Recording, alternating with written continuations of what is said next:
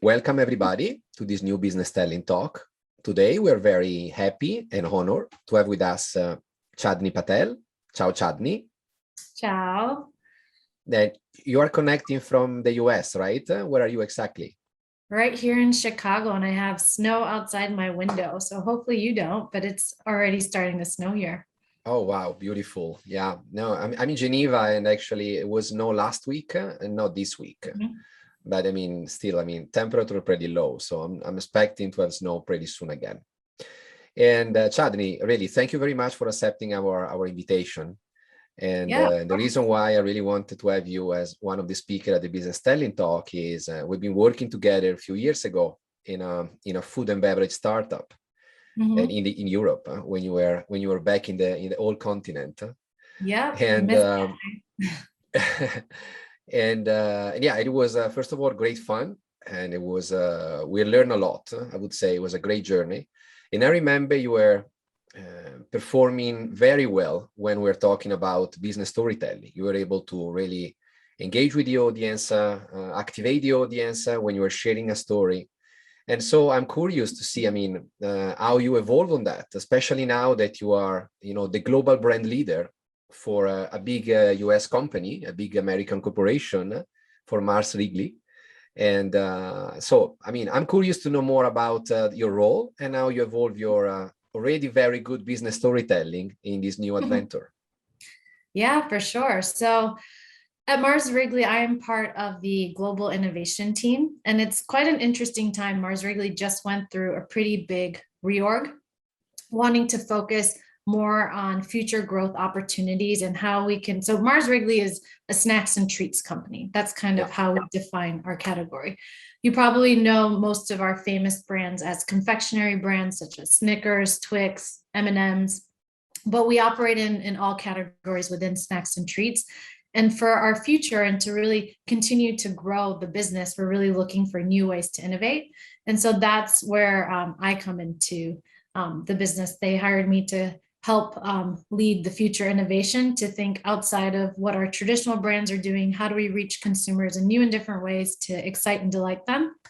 And so that's really my role. I'm not necessarily tied to a specific brand. Good ideas can come from anywhere as long as you start with the consumer and their need and what they're really looking for. And what's quite interesting and what I do today is with the reorganization, they wanted the innovation team to really come to the board. So we have a management team. It's the global CEO of Mars Wrigley, our chief growth officer, our CFO, the head of R&D, the head of supply chain. You have our regional presidents.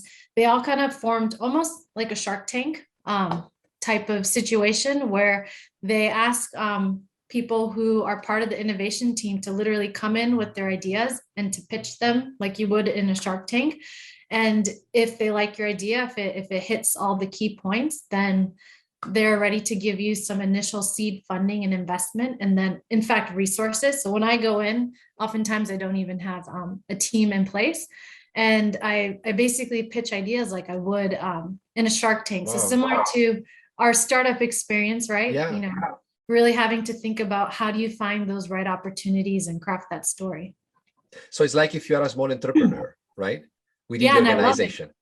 Yes. And you know what the best part of this job is when we were at the startup, we struggled with funding, right? Cash is such a big part of your story, and making sure that you have the money to do what you want to do.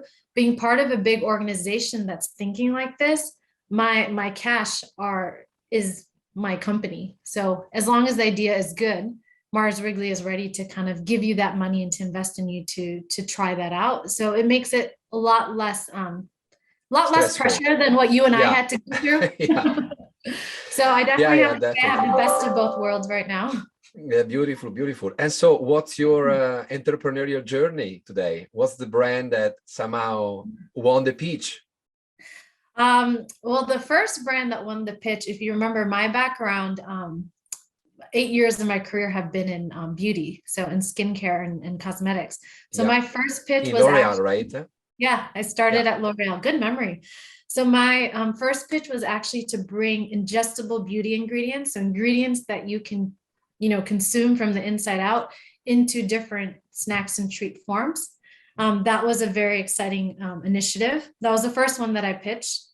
And it was the first opportunity that was presented to the board that was moving Mars Wrigley into adjacent categories that weren't part of the core of what they had done. So it was just a very interesting opportunity for the company to be open to new spaces. I mean, Mars Wrigley is not a beauty company, but what I loved about bringing my beauty experience combined with the experience I had internally in snacks and treats, and to bring the two together. Because if you look at health and wellness categories, the lines are blurring. You know, you see a lot of supplement type products or beauty products going into these different forms, and consumers are looking for easier ways to kind of consume and get these benefits. So that was my first pitch.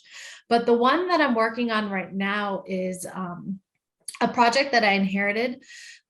It's creating a new brand, and we're targeting video gamers. So we want to bring snacks and treats to video gamers in a way that fits the gaming occasion. So if you think about video gamers, especially competitive gamers, who is really our core target, they sit in front of the screen, let's say 3 to 4 hours per session. So imagine while they're gaming, they're also going to be consuming things, you know, to keep them energized, hydrated, fueled up. And so we're really thinking about how do we create the right snacks and treats to fit that occasion. So I mean, do you video game? Are you a gamer? Yeah, I'm not a professional gamer. I spend sometimes, you know, gaming. I mean, sometimes, it's fun. I don't have probably the need to have food to keep energized myself, but I understand the need, to be honest. And what would you guess are typical things that video gamers might be consuming? Well, I'm expecting chocolate. Uh-huh. I'm expecting probably they have some energy bar, something like that. Mm-hmm. Then I would say that Red Bull, probably they would drink some energy drink. Could be Red Bull, could be Monster, whatever, any other brand. Candies, probably some sugar. Mm-hmm. These are the things that comes to my mind. Yeah, you're spot on. I think a big thing here in the US, you hear Doritos quite often. So yes, of course, snacks. Yeah. Chips, things like that, snacks, things like that. So one of the big pain points or things that we heard from consumers is when they're eating these things while they're gaming, it doesn't really fit the gaming occasion. So imagine if you're eating Cheetos or potato chips, your fingers are greasy and they get pretty messy. And especially to a competitive gamer, oftentimes, especially if you're a competitive gamer here in the US, you're playing off of a PC, off your computer, that's your shrine. And you don't want that area and that space to be messy. You mentioned Red Bull, energy drinks. There's so many brands and companies talking to gamers these days, especially since the pandemic. There's so many more gamers now in the marketplace, and everyone wants to talk to them. And if you think about what Red Bull and Mountain Dew are doing, they're great products, you know, that keep you energized. But when you are a gamer and you game for that long, when you talk to them, their number one need is focus. They want to stay in the game, in the zone, and to focus.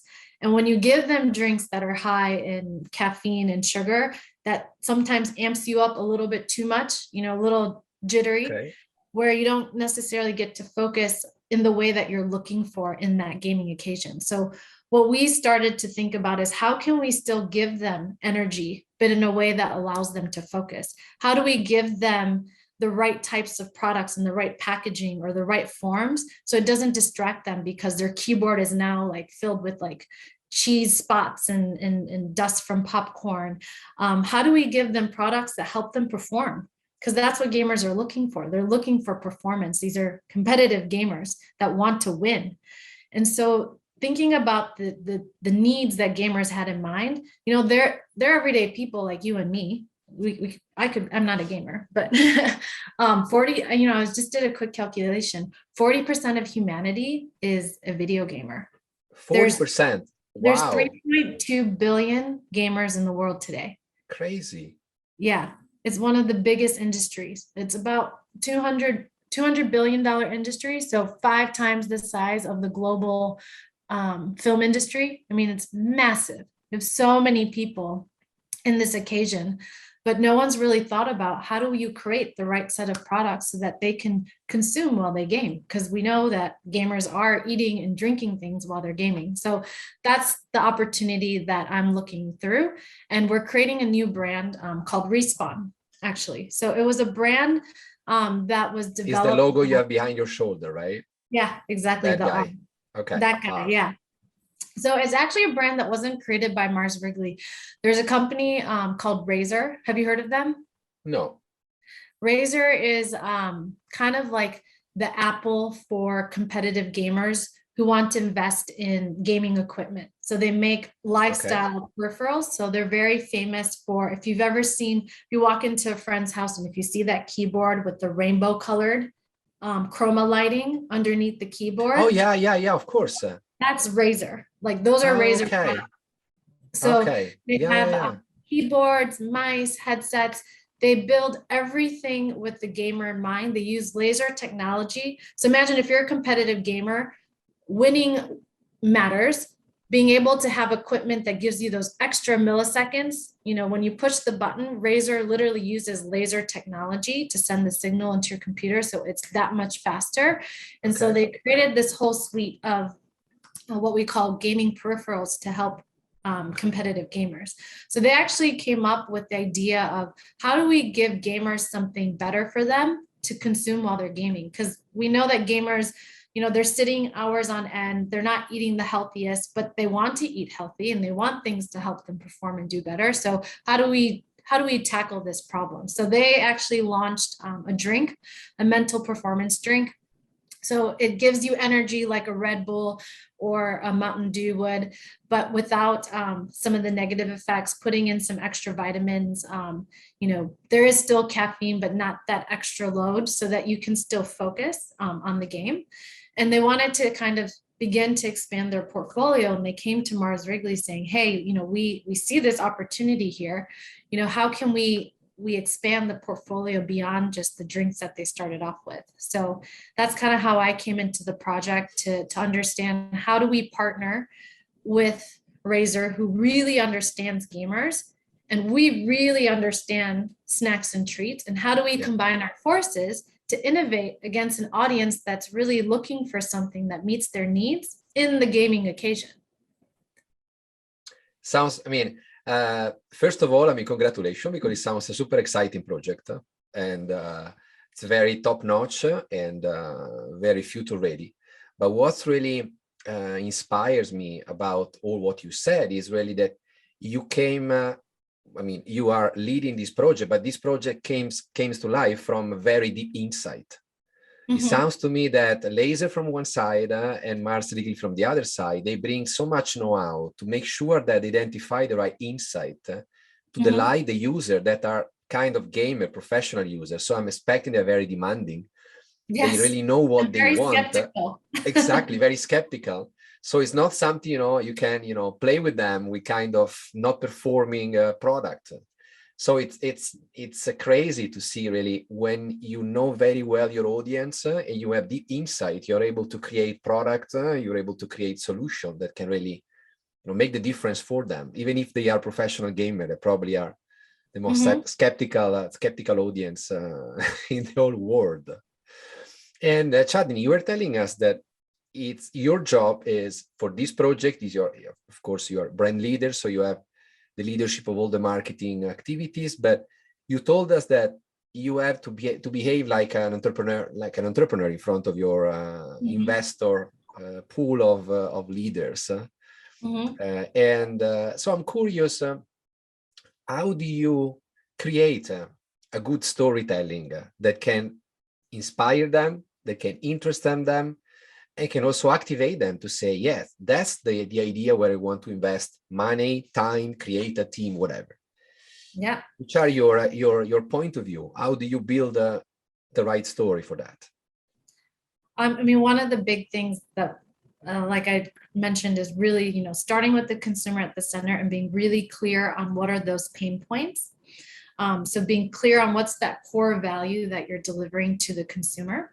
And then the next thing that we do is we really start to take a lot of principles from startups to really think about what what needs to be true in order for this to be successful. So we start to build these core hypotheses. So what do we really need to understand in order to win with this audience?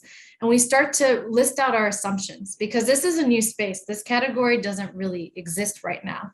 And so listing out the assumptions allows us to understand, what there might be certain things that we are just assuming today that we need to get information, evidence behind to prove that, this really, we have proof of concept. This is something that we can really take and scale.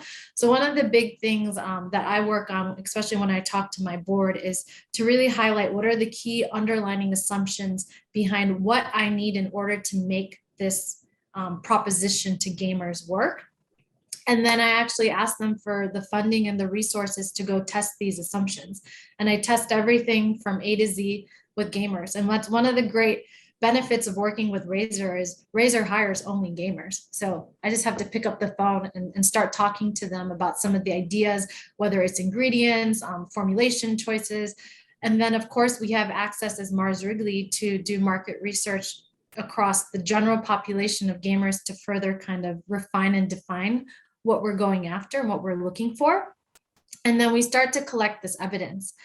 And one of the big things that I commend Mars Wrigley for is they started to realize in the past they would spend a lot of time on the typical market research, bases testing to validate an idea. It would take a year, lots of money, lots of time, and then another year to actually develop the product. And so they were just very slow into the market. And you and I both know the market's moving much, much quicker than that. And Mars Wrigley, operating in these traditional categories behind brands that are scale brands, big brands, it was okay. But now if they want to get into the marketplace and to really innovate and to innovate with speed, we really had to look at doing things differently. So some of our assumptions and some of the questions that we're trying to answer, we don't take that traditional approach to research. We literally just go to the consumer and start asking them questions. So our strength of evidence sometimes may not be as strong, but depending on how big that assumption is, we may not necessarily need to spend loads of money and loads of time in research to get that answer. We really just need to get a prototype in front of a gamer, go through some of our assumptions, try to understand if some of these assumptions are validated. And if not, we start to realize, oh, there's different questions that we need to understand. Or maybe we need to pivot the initial idea or the prototype in this way to kind of tackle that problem. And I think that's been one of the most successful ways to really sell the opportunity to our board, is because, being open and vulnerable, that we know the opportunity, the pain point and what the gamers are looking for, that's clear, but we don't know the how. And really being open to exploring and really diverging, exploring everything, being clear on what you need to learn, getting the evidence, but not spending ages doing it, and being able to get something into the hands of consumers faster than what we would have done before, to understand from actual sales, from gamers actually buying the product, consuming the product while gaming, giving us real-time feedback as a way to scale, versus then before we would be launching products right out the door at scale. So one last thing that I should mention is we're not launching at scale with this idea. We're launching it in a very limited distribution, so that we learn first. And once that we know that we've learned the key questions that we have, then we're going to start to scale it up. But we want to make the mistakes right now. So we're really, it's really this process of testing, learning, optimizing, iterating, which you and I know kind of lived through together at the startup, which big corporations are now thinking about, because they're looking around them and they see all these startup brands disrupting the marketplace that they had owned for how long. And they're really asking themselves, like, how do I do the same? How do I get into the market faster? So I think that bringing that lens and that view is something that's really powerful to the Mars Wrigley board, because it's not a muscle or a skill set that they have today. Yeah, I can imagine. This, when you inject speed into an organization that usually works at scale, then of course you need to change to shift the perspective, shift completely the methodology that you launch a product. Is like trial and error at the beginning, as you said.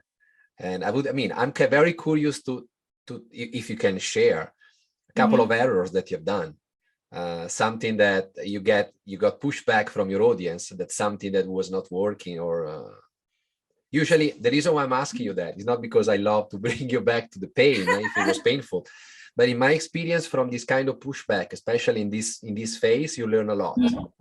You learn more than what that was working. So I'm curious if you have anything that you can share.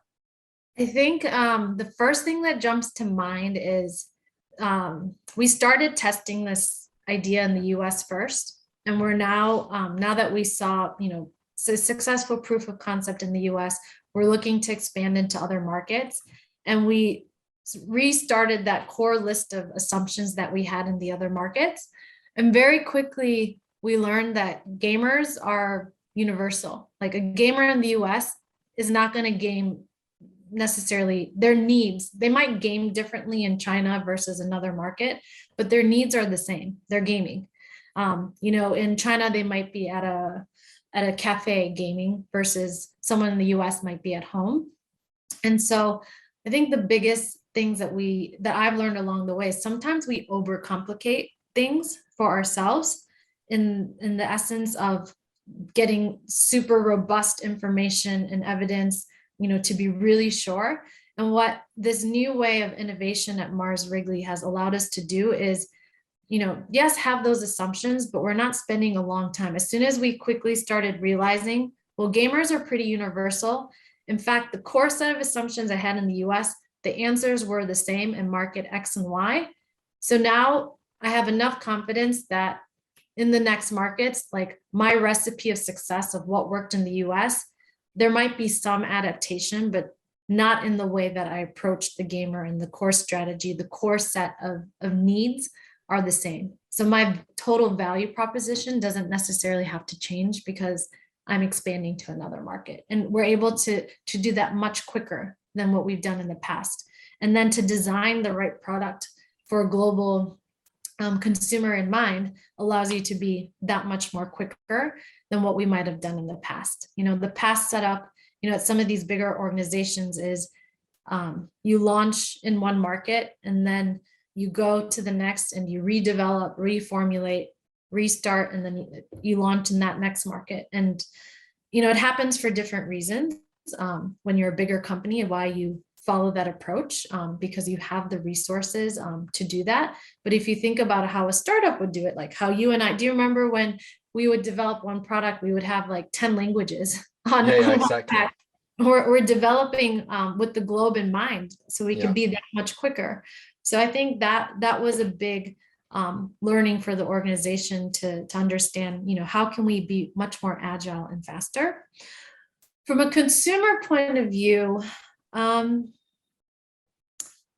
think the biggest learning for us is, so we in our house of brands, we actually do target gamers. Gamers eat our snacks and treats, and we think we are great at marketing. We built these big successful brands, but we're not necessarily great at talking to everyone. We're great at talking to the mass. We are a mass company with scale brands.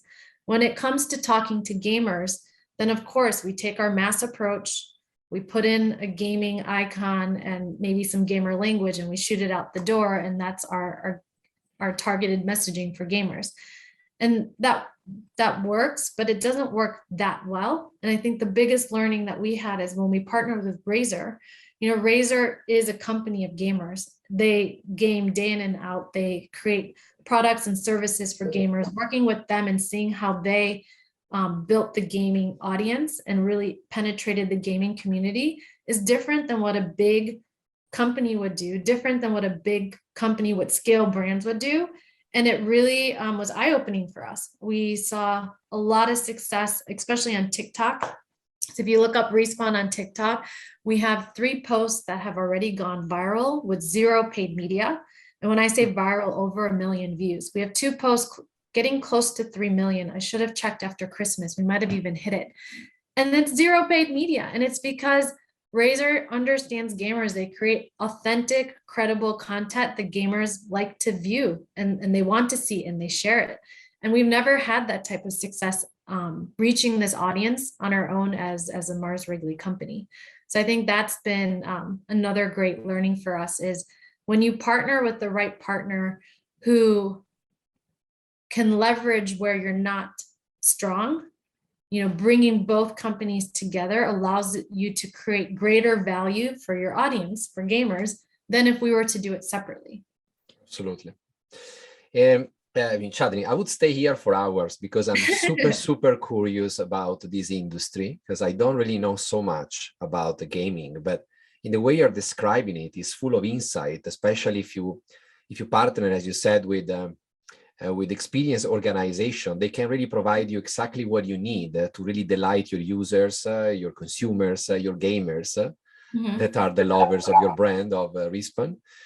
But my question is, since we have a few minutes left, I really would like to understand with you, which are usually we ask the 3 key takeouts that people could really learn from our talk regarding what you use, what's your secret, what's your recipe to convince this pool of investors to invest on your brand. In this case, it was Respawn. Maybe there will be other brands, but literally like an entrepreneur that present in front of a pool of VCs, of investors.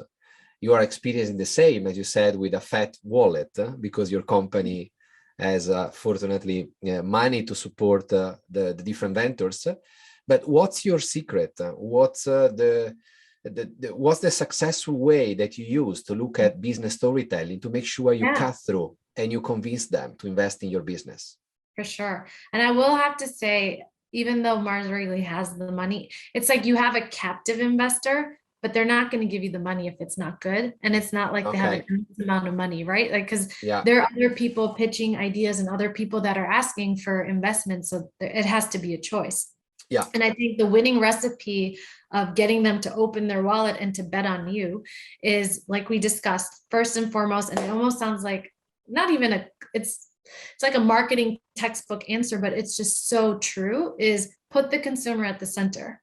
When your consumer is at the center, how we began the discussion today, we were very clear on the insight of what were the pain points that gamers were facing today, how the current products in the marketplace weren't addressing their needs while they were gaming, gives rise to real opportunity. And that's what excites the investors. And I can't share it here today. And I'm sorry, there are reasons why you picked up on me being vague on a few things. We have a very clear brand ambition that's rooted in this consumer insight, and it got everybody excited. Investors need to be inspired, and you can inspire them if you really, get down to the core of what you're trying to solve and to present the opportunity, and especially when your company has the right to win.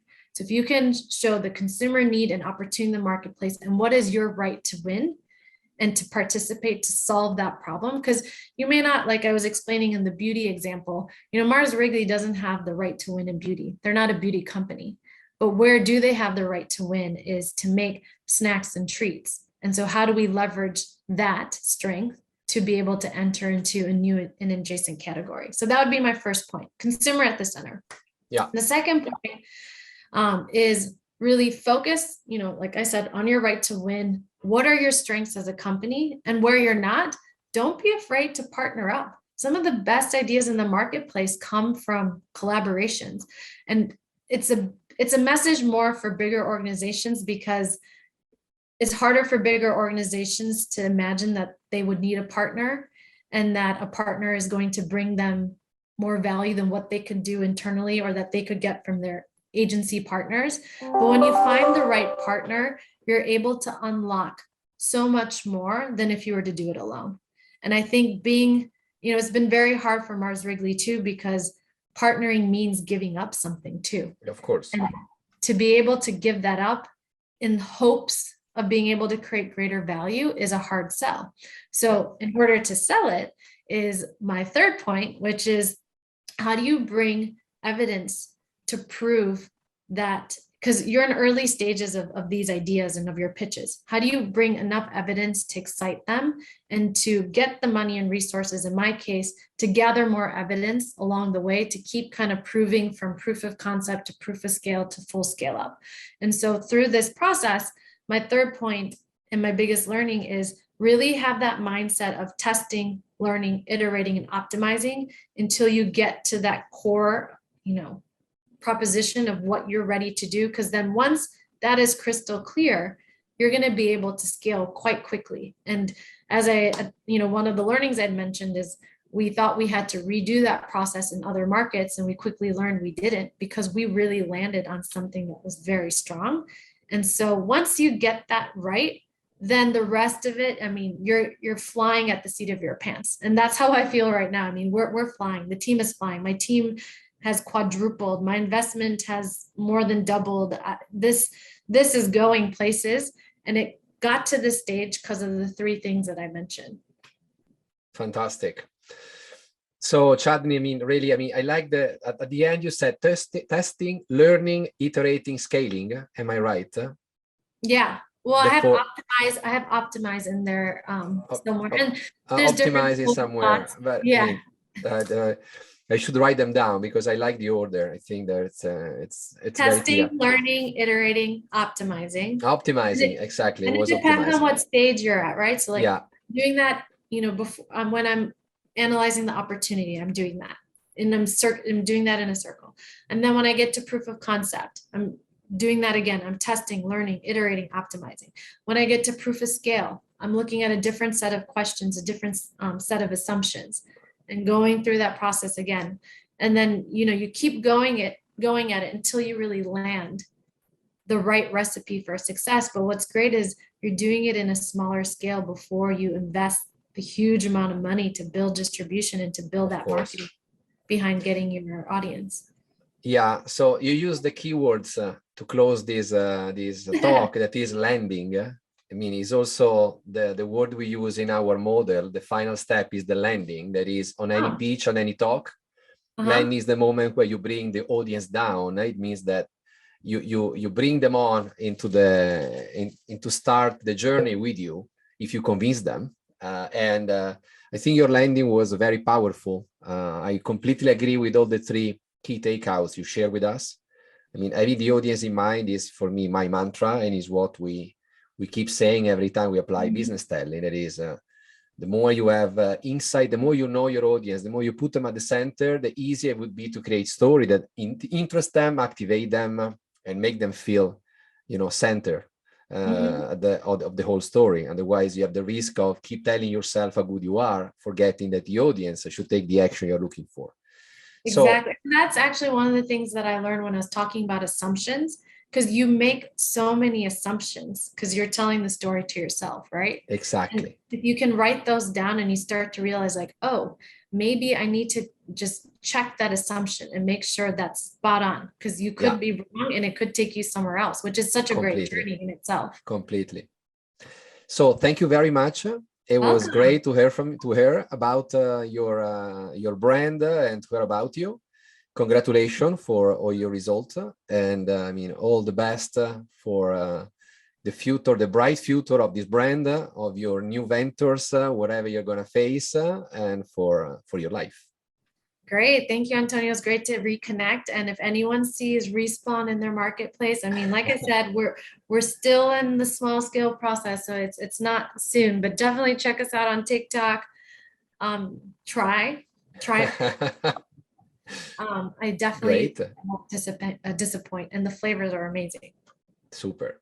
Thank you very much, Chandni. Great selling. See you soon. Ciao, ciao. Bye.